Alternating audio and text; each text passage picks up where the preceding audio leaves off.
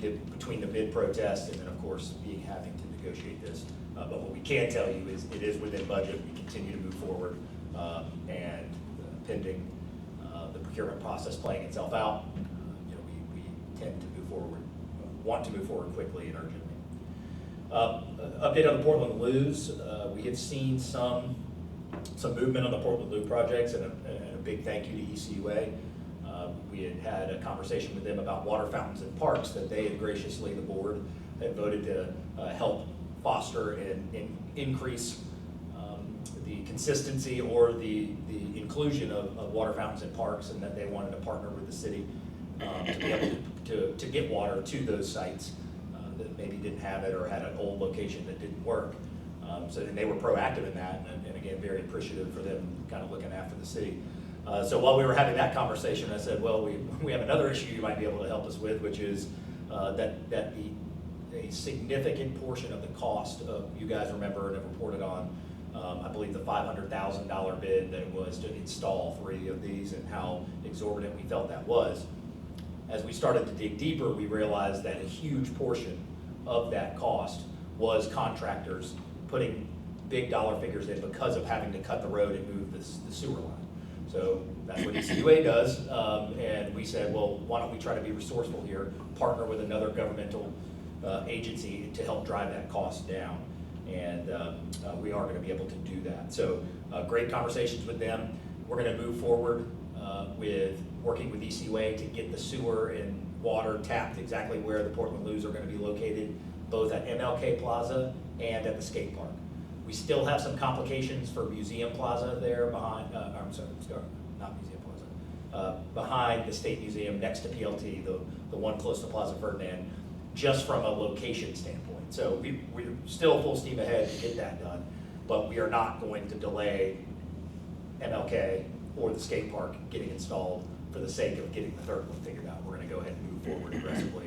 I know DIB is obviously very much looking forward to finally getting that done. I know I just saw some of the skate park advocates at the Hollis T. Williams meeting, was able to share that news. So I don't have the exact numbers in front of me, but we're expecting a significantly large discount as it pertains to getting that work done compared to what contractors were bidding out. What kind of target date are you looking for? Because ECUA is involved, I'd hate to say. Okay.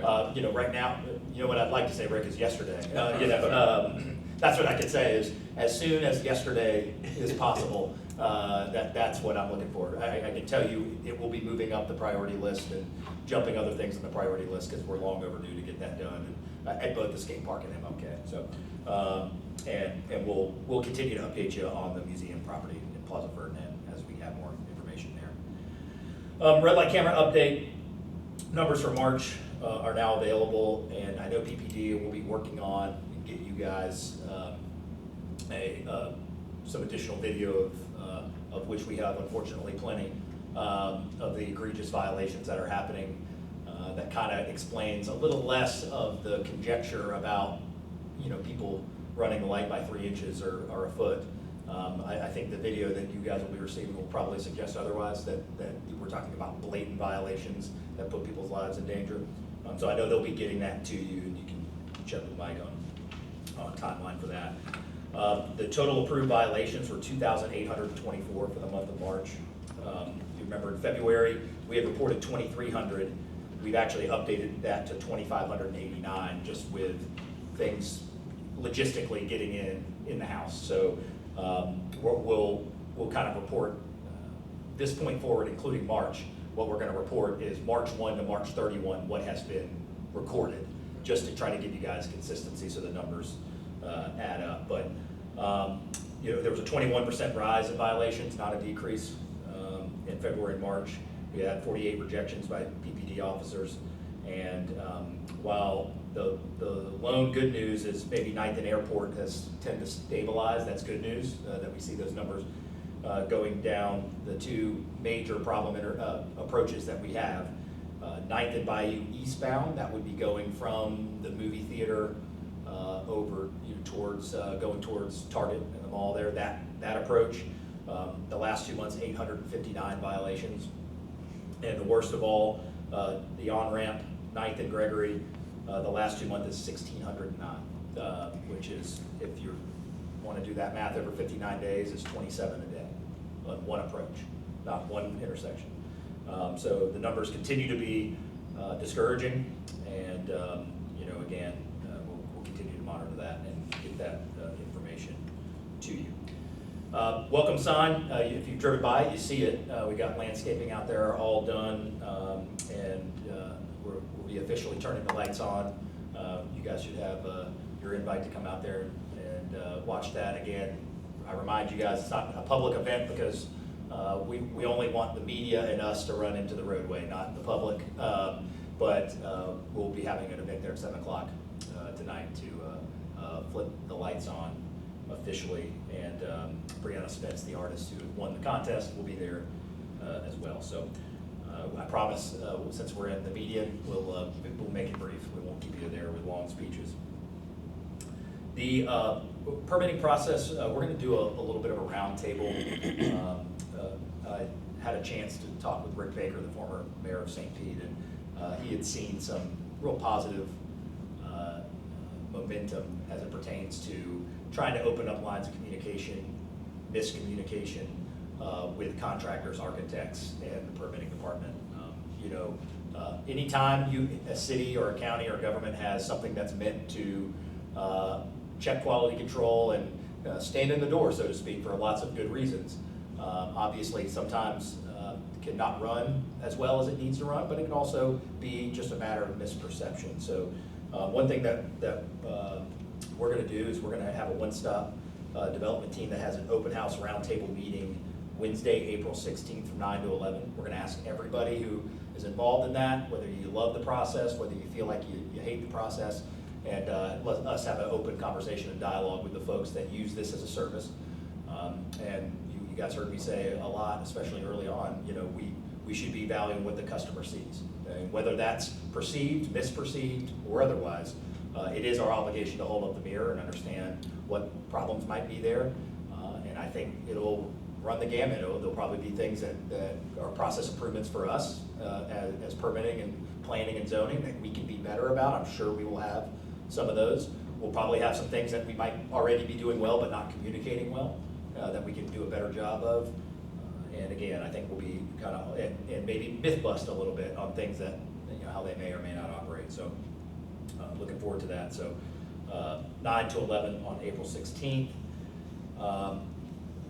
The pallet shelter, we have an extension for our local nonprofits looking at hosting one or a few of our pallet shelters. The deadline to submit an RFP for that has been extended to May 15th at 3 o'clock. And we had added a couple of other bullets to that, including making sure where locations are and just having additional information. The Homelessness Reduction Task Force is planning to meet with the potential proposers and representatives on April 14th to discuss where to install them. I'm actually doing a tour of a facility this afternoon that they requested that I come check out that could be a potential suitor. So we're excited to hear that we've got lots of feedback, and we'll let that process play out.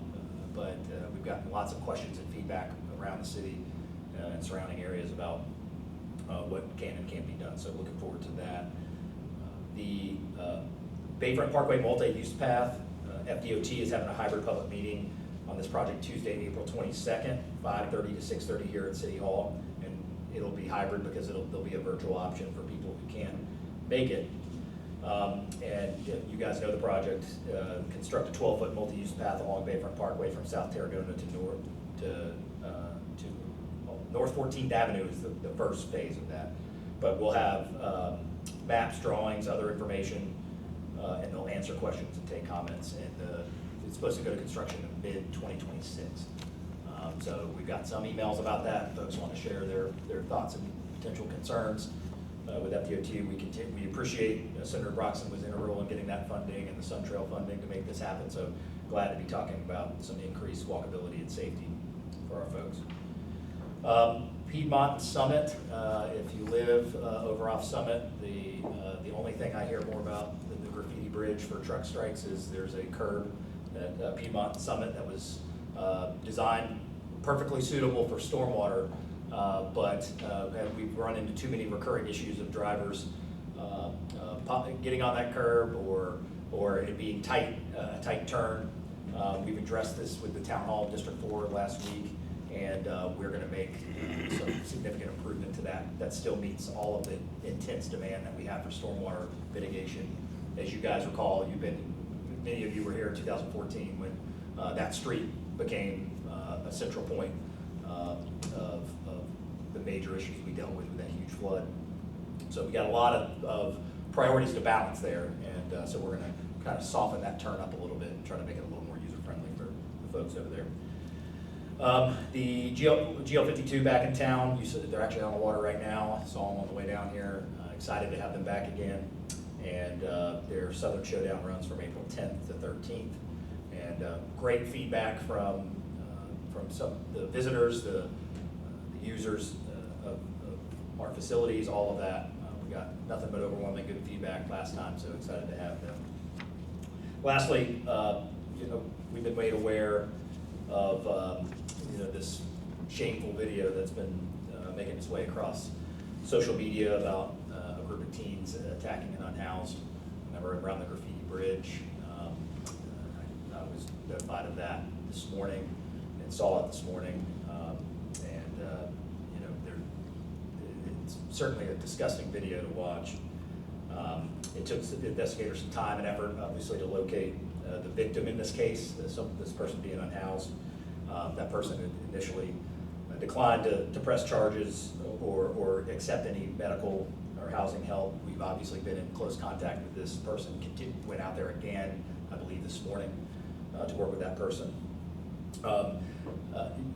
In these normal cases where someone has the ability to press charges or not press charges, I think this becomes more than just this affecting an individual. It's the message that it sends to our community, that no matter who you are, this is not really behavior that we can tolerate.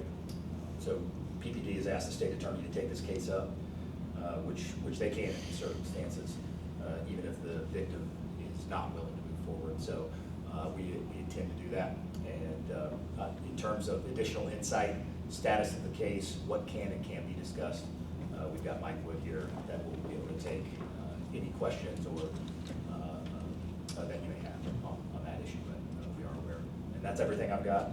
Happy to take your questions. What do you think of the video? It's appalling. I mean, you represent this town and all these different projects, and you do this job, and our police do their job to see the good and to try to bring positive community impact. And so you can imagine when you've dedicated years of your life to that, as a mayor, as a police officer, or whatever, to see people behaving in that way and treating other people that way, regardless of their living situation, regardless of their status in this community.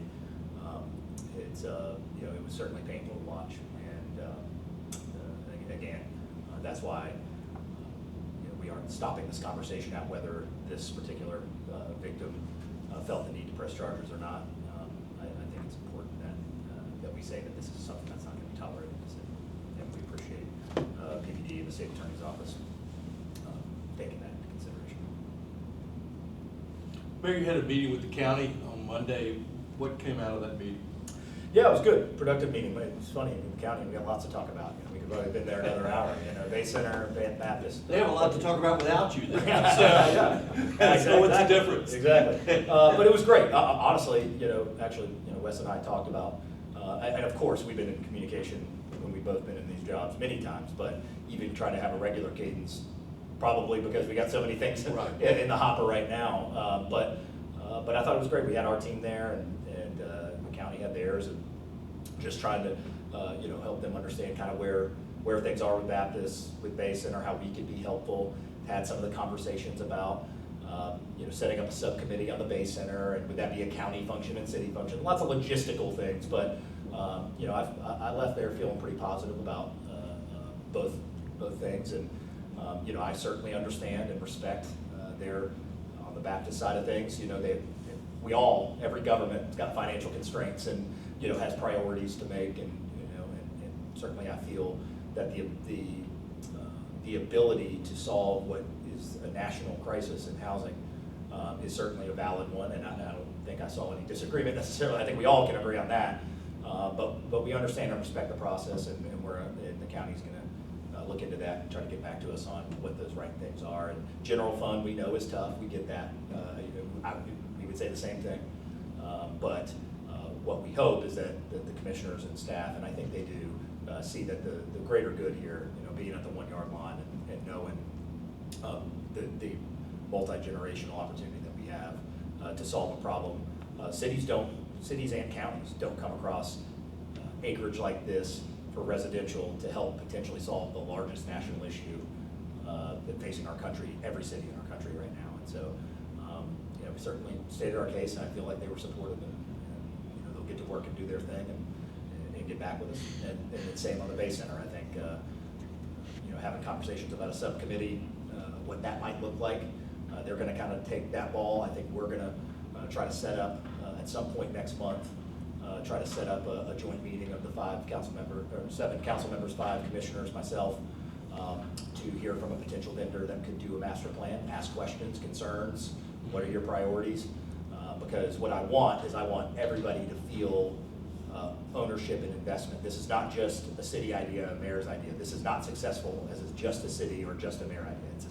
It's successful if it's all of our idea and all of our insight, and that the community's engaged in all of those things. So that's what I hope, but we're still working through those details. We don't have a date yet. Obviously, there's lots of schedules to manage, but we're excited for that prospect and to get the ball rolling on the master plan. How did getting the information on, I'm sorry guys, just let me do that. I'll just go a little bit further. How did the information go as far as finding out what the cost is of demolition, or at least the ballpark? What influence did that have on the meeting with the county? Yeah, well, there was some. Obviously, we're kind of in the same position. We know that this is still a little bit of a moving target from a negotiation standpoint. Right. But there's some standards we know. We know that it's within budget, but close. We know that there's a contingency that has to be considered. We know that there's an owner's rep that has to be considered, and certainly talking with Wes and Allison with lots of experience on major projects like this, they certainly understand.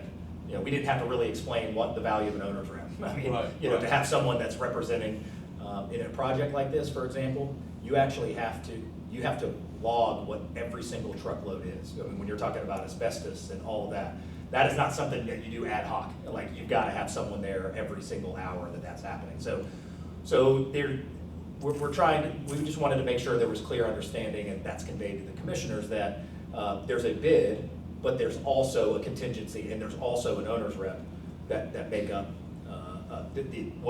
those are not optional. Those are obligatory costs that we have to take on. So they understand kind of where we are budget wise, and and I conveyed to them again that I certainly understand if they want to be first money out, if this number somehow comes in, the total project comes in below, that if they want to be the first money out, I certainly think that's a fair case to make. I plan on also kind of logging, we didn't in the meeting, but if needed, we can list out the costs that the city will be taking on from this point forward. I think sometimes, and that's probably my fault of communication, if we have the money and a demolition ball goes through that hospital, the city, not in the least bit, is financially done. And because we focus so much, understandably, on this one number and this one project, it's kind of like, hey, let's not forget, we got a lot of expenses that are coming. So if they wanted us to say, well, would you commit that there'd be another $1 million going towards this project, that'd be they didn't ask that, but I offered that to say, well, that's a pretty easy commitment, because I know we're going to have to spend north of another $1 million to help continue to move this project forward. So I understand their situation. I understand their budget. I appreciate them hearing us out, and I feel generally comfortable that they understand where we're coming from, and we'll see what comes of that and what the commissioners say. Mayor, go ahead, Jim. Oh, no, good. Hey, on the Hollis T project, just real quick, I know we had crews there last night, but can you help me just understand the significance of $25 million toward the park compared to the $21 million at the other parks? I mean, what's going into this park? Yeah, sorry. So the $25 million there's, I think we're up to somewhere in the $40 million range total with separate grants. Okay. And, but the first 25 million and another 5 million from NERDA funding started as stormwater. And so, you know, as much as, you know, the PR man in me would love to have included all of that and say instead of 21, it's 46 or 76, which it truly is. It is another park and a park improvement. Because those 30 million, that money is tied to stormwater mitigation, we didn't want to come across as misleading as if, because that 30 million can't be used necessarily on a playground or, you know, those traditional park amenities. However, it can expand the stormwater pond, trees, landscaping, pathways that are pervious. You know, there's lots of things that we can do within that 30 million that are going to be a huge part of this project. But then we got recently another $5 million raise grant from USDOT that actually could address some of those things as well. So I think our job now is to continue. We're not done yet. We've got to continue to cobble together funding, but we certainly have enough funding to be having the conversations.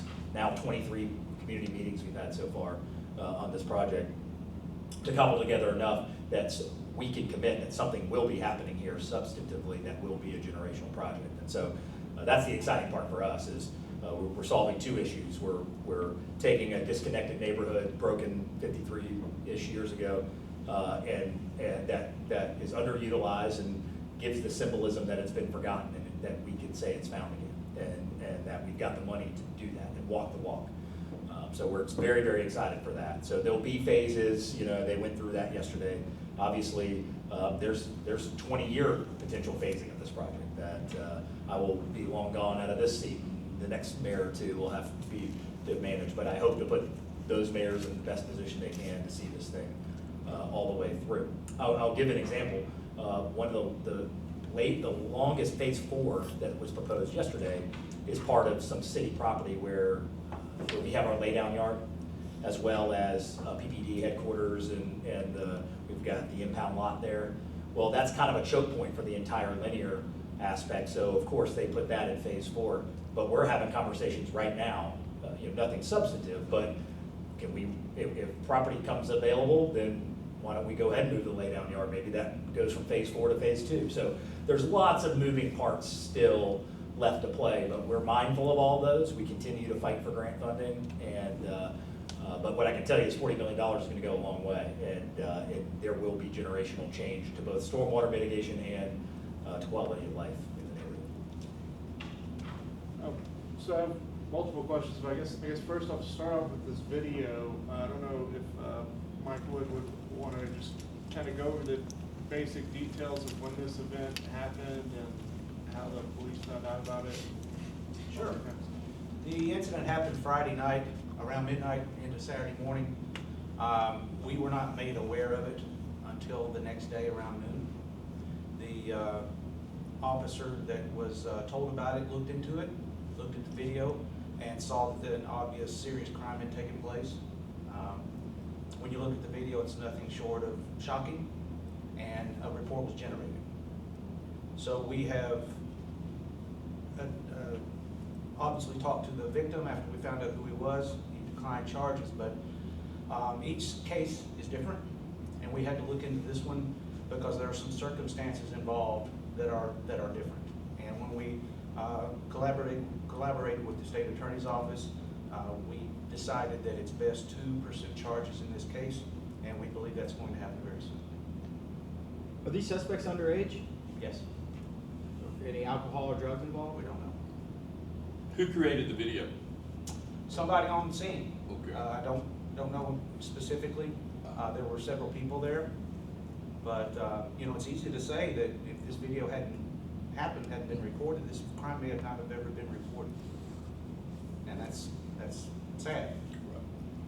Is there any background outside of the video that gives you information on why this altercation happened? I mean, we know what led to them, you know, I guess hitting the guy. The guy just made the move on him, but what started it? That's something we're still looking into. There were obviously a lot of people out there, witnesses we need to talk to. We need to go through this case, talking to every witness before I can answer that question accurately. We're going to need to do So you say the state attorney has agreed to press Yes. charges in this case? Well, we're going to do that. The Pensacola Police Department is pressing the charges. We talk to them, and we do that often on many cases.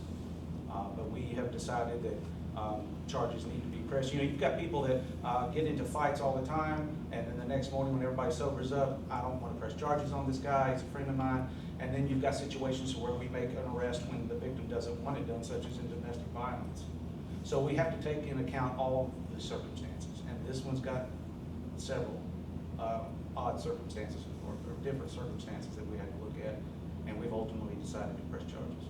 Can you say, yeah, what those charges would? No, we don't know. The charges are being worked on, and how many people, if there's going to be one more charge or not, or several, we don't. We're looking into that now. I can't give inaccurate information on that. Does the investigation change much that now that the victim, I mean, is he compliant, or he just doesn't want to press charges? Does it change at all that he doesn't want to move forward? Without getting into an area about the victim that I don't need to be getting into about him personally, all I can tell you is that he has declined to press charges, and because of the circumstances, the video evidence that we have, we've decided that it's best to pursue charges.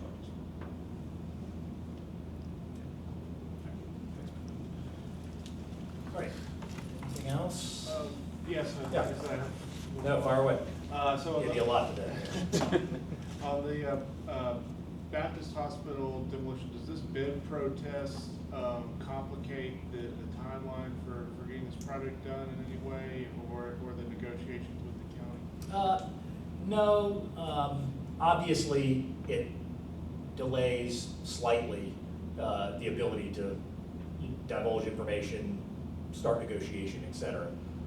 But we don't know what the substance of the bid protest is. All we know is that we will, within the deadline of everybody's fair right to have a bid protest, we were notified of one, and that we would have more information coming this week. But again, you know, I reiterate to you guys, you know, I know folks who don't follow procurement much might hear that and say, oh my gosh, there's a bid. This is something that's fairly customary and has happened. I don't want to speculate on an exact number, but I would be willing to bet more than 10 times since I've been here on different types of projects, larger projects than this, smaller projects than this. So you know, it's hard to say you know, what it'll impact. We have no idea what the substance of the protest is at this point, but we want to respect that process. Obviously, if there's going to be any impact, you know, obviously we're looking at days and times and then waiting on this information. That will probably help, you know, guide us once we have a little more information on the protest substance itself, if we think it's going to cause any delay. At this point, I would say, you know, our intent would be to still, you know, move forward and have this conversation on the 17th with the county, but it would be too early to 100% confirm that until we let our normal procurement process play out. So could it? Yeah, I guess it could, but I don't know that we're talking about, until we see what we're talking about here. It could have as little as no delay or you know, something a little longer. We'll just find out. What's the status of the donation agreement with the Baptist Hospital? Yeah, so we were down to just really some T's and I's at this point. You know, I feel substantively speaking, I think we worked out most everything. And I still think our projection of having that completed, not only this month, but maybe sooner rather than later this month, I think is a real possibility. I don't want to get in front of their attorneys or our attorneys, but I do know that we're down to 2 or less secondary type items that I think we're going to get across the finish line, which really, to be honest, could be happening as we speak. So I feel, all I can tell you right now for sure is I feel very confident that we're going to have something in place this month. The closing itself, just to remind you, Jim, the closing itself will not take place this month. Obviously, there's going to be, like any agreement, you know, whether you buy a house or buy a building or something like that, there's an agreement to do it, and then we'll obviously have the normal logistical work between that agreement and the closing. So we're not saying we will have closed and taken donation of the property in April, but that agreement will be finalized. So now, at that point, would be inevitable the closing would happen as soon as possible. And I remind you too, remember with these bids, there's gonna be a runway on how long these bids are valid. So, we're certainly not looking to shuffle our feet on trying to get this project moving, because we're working under, a deadline of the validity of the bid or the contract that we work out. So, I still would say that the plan of demolition physically taking place this year, this fall, early fall potentially, is still very real. Did your meeting with the county on Monday, was there any progress made on the issue of tipping fees as their funding source, or is it? We've offered them, we've started to get a little more clarity on what the tipping fees are, but we didn't talk really, much, we didn't get into much detail about what they may or may not be. One conversation that had been floated around was the value of crushing concrete and rebar, those types of things, and whether the landfill could do that. But what we found, and I think this was consistent across all bids, is these large-scale demolition companies, there's some value in that scrap, right? The concrete, the metal. Well, typically those things are the value of that is kind of negotiated into the final price, right? I mean, that it's line item down. So, graciously, there was a conversation about, well, would you want to do the concrete crushing or something like that in the Perdita landfill, which we're not for or against, but we expect that if you were to take that out of the demolition hands and we were to say that has to go to the landfill, that's only going to increase the price of the bid, because they've already worked on discounting that bid, so to speak, to account for the additional materials that they would be able to sell. And I should mention too, I think one of the other important pieces of the Sessler bid was their ability to have the site, you may have heard this during the deliberations, but to have the site as shovel ready as possible. There was a varying degree of what I've been told of what would be left behind, and so, here's our price, here's our project, here's what's left behind. I know that was another big consideration of the selection committee as it pertains to the number one selection, was that the ground left behind when the project is complete was in a significantly improved state than some of the other bids that were considered. Here, to the Bay Center. Yeah. You mentioned part of the outcome of the BILAT on Monday was a recommendation to put a working group together and hear from a master developer. Yes. Who would has somebody approached you interested in being the master developer? We had an initial conversation back when we really had remember that this is all relatively new, whether the city and county were going to collaborate on this or, so regardless of the collaboration of the city and the county, my intent has always been, and I mentioned to you guys, to come up with saying, hey, what I do here is represent the city and the city resident, and not to be, I remember saying to you guys, not to be adversarial in any way, but that I wanted to look further into what the needs of the city was. Now, once the county, and not that they wouldn't have done it, but once the county brought up on their own to say, hey, let's have a collaborative process, I think that's better for everybody. So we can still have that same analysis, but let's make sure that county staff and county commissioners and city council members are there from day one, not feeling like a study was done and they didn't have input. Where's that get us? What I want is for everybody to have feedback on the city dime, but I think all of this affects everybody. It affects the city, it affects the county, and let's just talk strictly financial. The ROI of whatever happens here, of the Bay Center and the second facility, where does that ROI go? It's heads and beds, and it goes back to the bed tax. I think, these are very important decisions for the county as well, as if this facility creates X dollars and this facility creates X plus $2,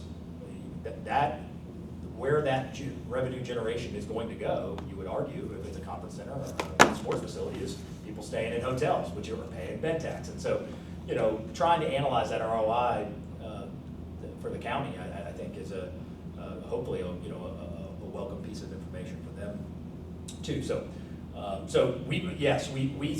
we have obviously not engaged anybody yet, but when we started asking and saying, how do we want to make sure the city's represented, we started doing a little bit of research. So, we've had one meeting, and it gave us enough information to kind of get a general idea of what a scope So, would be. but John was saying developer, you're talking about a master Sorry. planner, Yes. right? Yes, So correct. That's different. Yes, So, let me correct, if I said developer, what I'm saying is someone to do the visionary master plan in and around the Bay Center. Not, Okay. we are, obviously, we're not in a position to be hiring anybody to actually go implement. Yeah, Right. we don't have a plan to implement yet, so, Okay. yeah, thank you for that clarification. Yeah, I'm speaking of someone to holistically look at the Grand Hotel, the Bay Center, the East parking lot, the Tech Park, and all of the surrounding, the streets and the surrounding areas, and saying, what is a good vision?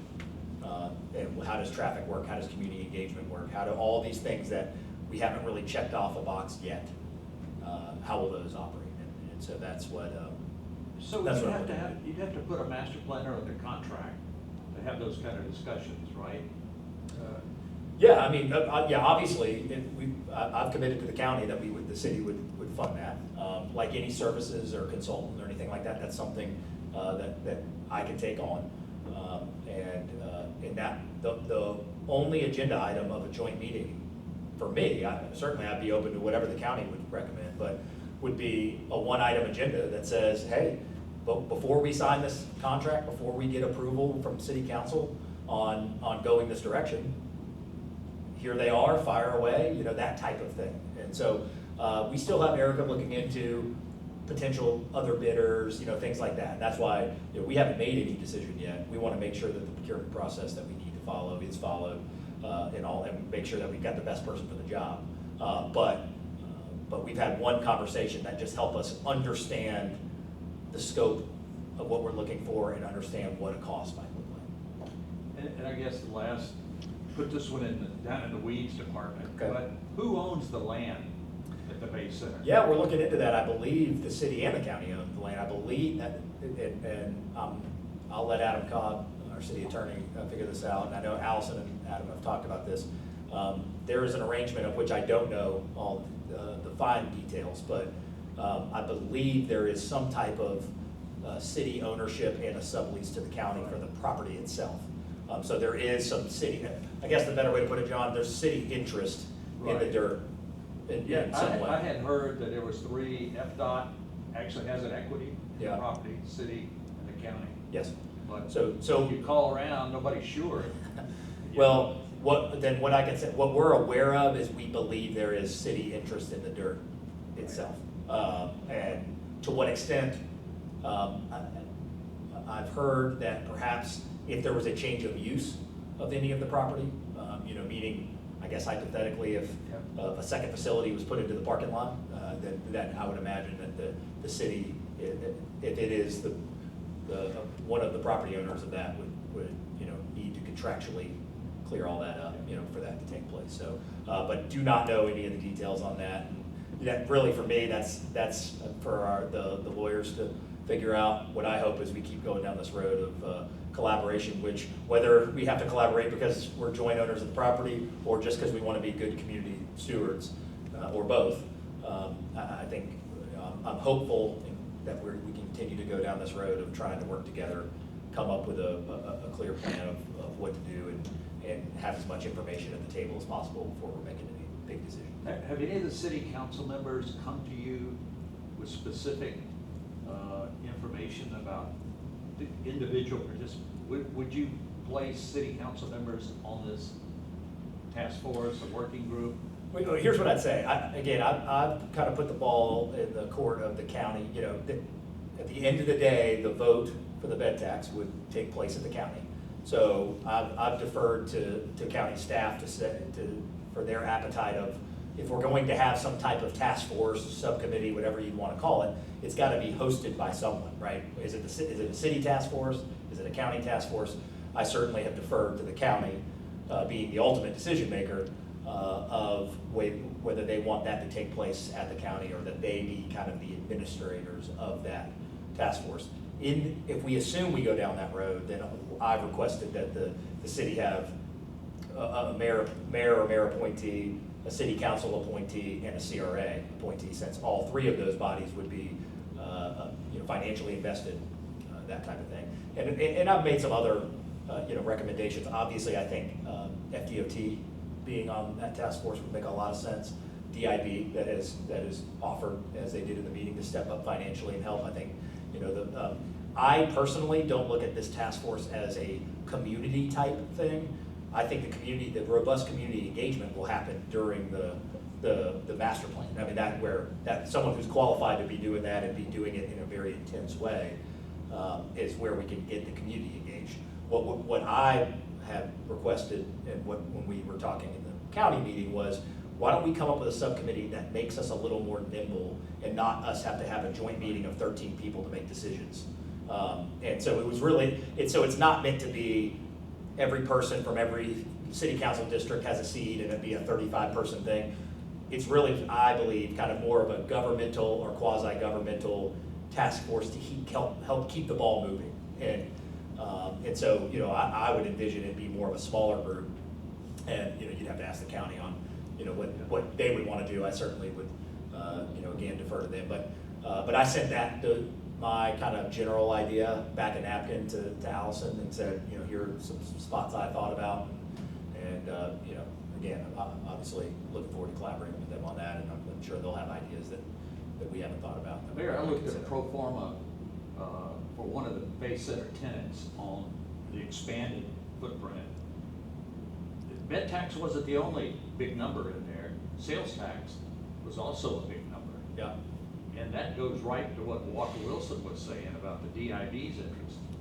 Yep. And so that gives you some pretty good cards there as the mayor, right? It does, and again, I reinforce one of the things I'm excited about if we could get in concert on this vision plan for the area is it gives us the artillery to go to the private market. And if someone knocked on my door today and said, hey, I'd like to invest in the Grand Hotel or a tech park or the East Side, or I want to build a conference center, whatever the case may be, if someone came and knocked on our door today, what do we really have to give right now? I mean, we've got studies that have happened over the last 8 or 10 years, and I mentioned to the commissioners, there's no rule that says that we have to 100% publicly fund all of these. As a matter of fact, the much more common thing nowadays is, hey, let's get in alignment, let's get on our skis together about the direction we want to go. And then now you've got leverageability to go to the private market and say, well, maybe if it was a conference center, instead of the city and county and the taxpayers doling out 40 million, who's to say there isn't a scenario where it would only be 20?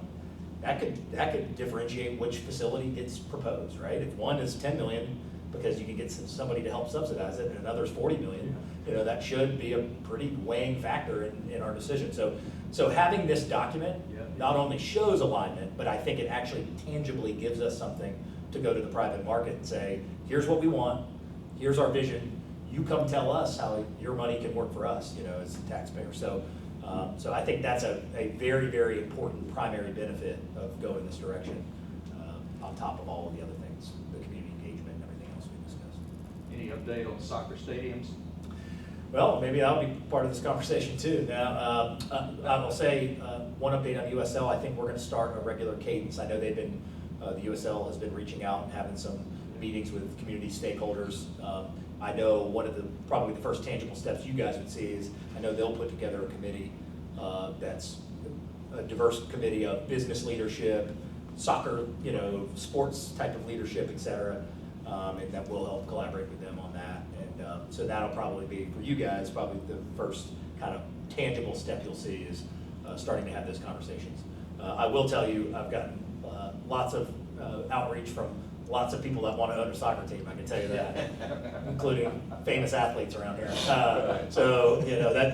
But you know what? I mean, I think that's an encouraging thing. No matter what it is, the fact that I've had more than a few people say, yeah, how's that ownership thing going to work out? There's probably some communities, wondering who's going to put up the multi-millions of dollars for a franchise and all of that. And you would expect an owner's responsibility isn't just going to be a franchise fee; it's going to be an investment in the stadium. So you're talking about that's not just a nominal lift. You're talking about a significant financial lift. So So I've been encouraged by that we've talked about this, and we've got, people with the means to be able to contribute that are excited about contributing. So more to come on that, but I know we're getting close enough now to the period of starting to have some Yeah, kind of they're stakeholder moving. meetings. I'm hearing they're moving quickly, talking to people. Yeah. So. Yeah, I mean, And some out of county people. Yeah, yeah. Tampa Bay area. Yeah, absolutely. Well, and yeah, but nothing to, no additional speculation on where you can slap down a stadium at this point. You can get on Google Maps just like I am, and, figure out what's 400 feet by 500 feet or whatever the case may be. North, south. Yeah, right, north and south, exactly. So you're, at this juncture, your guess or your gamesmanship on Google Maps is as good as mine, so we'll see what happens. But I am excited for those conversations to materialize even more. Mayor, on the pallet shelter Yeah. extension, a lot of times if you see extensions like that, it's because there's a lack of interest. Are y'all having any of that in this case? I don't know the numbers off of my head, but I'd be surprised because I've been looped into a handful of conversations myself. Not so much, I'm not involved in the RFP, but I just mean folks that are interested in having them. Obviously, they say, well, Mayor, we might need this zoning or this whatever. So even just on the periphery, there's things that are getting to my desk about potential interest in them. And so I've considered that a pretty good barometer to say, I think there's some folks interested. I know one big hang up is the city has an ordinance that allows the zoning of this, the county does not. It's something that they broached, I think, in 2021. That's a conversation that we're starting right now about not just pallet shelters. Obviously, it's not an ordinance that's tied to that. It's the tiny homes type of ordinance that, personally, I'm a big believer in, and this is not just a homeless housing issue or an affordable housing issue. I think you see many cities, counties, municipalities taking on this major housing crisis that we have and figuring out how to thicken and make more dense a piece of property that can house 4 people instead of 2 or 3 people instead of 1. There are many market rate tiny house type of developments happening all over the state of Florida, all over the country. And that, I'm not discounting, any county concern or why they voted for or against. I got enough to worry about here, but I certainly think that with how many, agencies that we have that are in the city and in the county, that's a conversation that we need to have. And it's a conversation I brought up with county staff last year when we started going down this road, before we had finalized that we knew that something, in the county side would have to change from a zoning and planning standpoint. So I'm hoping that doesn't necessarily deter us, I'm looking forward to collaborating with the county and see if there's something that can help that. But we can control what happens in the city. And, so if there's discussion about concerns with council or where they're gonna go, where in the county, but what I can tell you is, the city allows it, and, that this is not a situation where we're trying to place, only these types of shelters in this district or any of those types of concerns that I think had come up previously. The city's for it, and, we got a housing crisis to deal with, and so we do have that ordinance, and, so any letter of support, I've, mentioned to staff, any letter of support on that, or any way that I can help collaborate with the county to get that zoning moving forward, then I would certainly encourage. And last question for me, but I guess on Monday, the CRA voted a new draft of their plans, and one of the changes made was removing the option for a low barrier homeless shelter in the east side CRA. I guess, what's your thoughts on that as far as, just ruling out one part of the city to ever have a low barrier homeless shelter, and then has there been any more discussion on getting a low barrier homeless shelter? Yeah, I don't have much, obviously, these are citizen-driven plans, and, we should take, all feedback seriously that they have, but I guess I would talk more in a philosophical sense that, we have to get serious as a community about facing these issues, and why we're even sitting here talking about pallet shelters was because we knew that the $1 million of static one-time ARPA funding was not going to be near enough to support after studying it, a low barrier shelter. And I told you guys at the time and still believe, if we're going to accomplish a low barrier shelter, that is a community conversation. That is not just the city. The city and county, even together, will not solve that problem on their own. And if you go look at successful low barrier shelters around this country or in this state, they are absolutely not solely funded by city and county. They are funded by healthcare systems. They are funded by VA, federal dollars. As a matter of fact, John DeCarmine, who came here, I don't remember the exact number, but it was not even the majority of the dollars that they had gotten was coming from recurring, like operational dollars, from just the city or just the county. And so it's probably on us to help stoke the flames of that conversation, right? To get everybody in the same room and, you know, use that platform to have that conversation, and we're due to have that. But again, I think that it is a heavy lift, but it still is a necessary conversation, I believe. And so, you know, whether the neighborhood East Side CRA wants it or doesn't want it, you know, I can't comment on their reasoning behind that, but you know, I think it still is a need for us, and you know, hopefully in the near future we can start to have a longer term conversation about a low barrier shelter and making it successful. Well, I guess, let me push back there a little bit, is, you know, the East Side CRA's, you know, citizen driven, but if you had, that across the city, there probably is not a neighborhood in the city that would want it in their neighborhood. So I guess, how do you fight kind of the NIMBYism on this issue for something that's a community need, but any time you pick a location that neighborhood's gonna reject it? Yeah, well, I mean, there's different ways to do that. If you were there last night in the Hollis T. Williams conversation about, you know, where should an amphitheater go versus where, and, you know, I thought that was an insightful way for them to look at it as an example, is to say, well, let's put an amphitheater near this more commercial type area and not put an amphitheater next to the, you know, the houses that have been there for, you know, 60 years from a noise standpoint, right? So we're mindful of lots of different things about, you know, it's why we have zoning. We're trying to be mindful of lots of, you know, giving the why behind where things go. You know, I don't look at the low barrier shelter as a decision of which neighborhood you're gonna put it in the middle of. I don't think that's the conversation we're having. It's about us as a community being smart about where something like that can go. And remember, the success of a low barrier shelter is the other resources around it. I mean, that it's not just picking the next empty building we see. It would be, what are those wraparound services to make it successful? So, you know, it's too early to speculate on, and certainly, you know, the fear of, is it, you know, the NIMBYism of not in my backyard, of one neighborhood versus another neighborhood, too early to speculate on that. Can I understand where that comes from? Yes, but it's kind of like the density housing conversation, really the same thing. You know, sometimes there's pushback when we say a duplex is going to be built in our neighborhood. And, you know, I always remind people that the nicest duplexes and quadplexes in our city were built 80 years ago, 90 years ago. It used to be okay, you know, and then it wasn't, and then now maybe it is again. And so things change, dynamics change.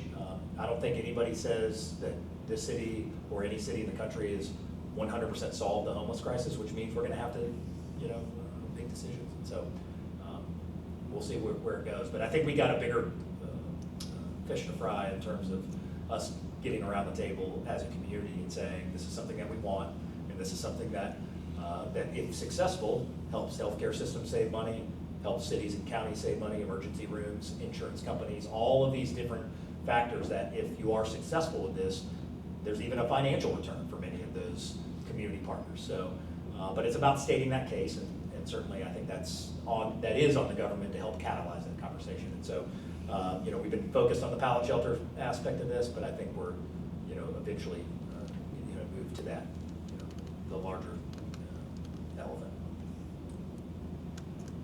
Anything else? All right, guys, thank you so much.